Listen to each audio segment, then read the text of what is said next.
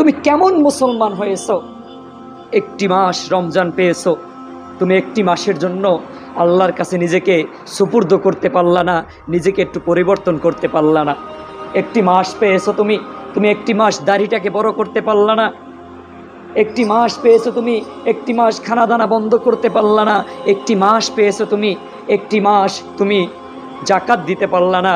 একটি মাস তুমি মহান রবের কুদরতি পায়ে 5 ওয়াক্ত করে নামাজ আদায় করতে পারলা না। তুমি কেমন মুসলমান হয়েছো?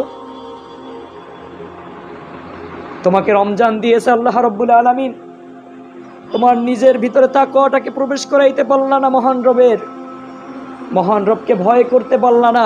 এই রমজান মাস উপলক্ষে তো মানুষ একটু নিজেকে পরিবর্তন করার চেষ্টা করে। হ্যাঁ রে যুবক, রমজান মাসেও তুমি সেলুনে গিয়ে নিজের দাড়িটাকে ছাঁচো আর নিজেকে ইয়াং সাজাও।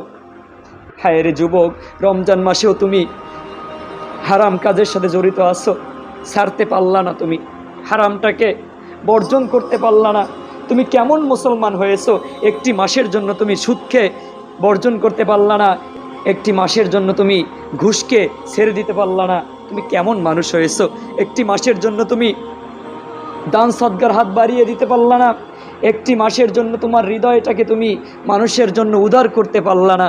তুমি কেমন মুসলমান হয়েছো? তোমার ভিতরে কি হেদায়েত ঢুকবে?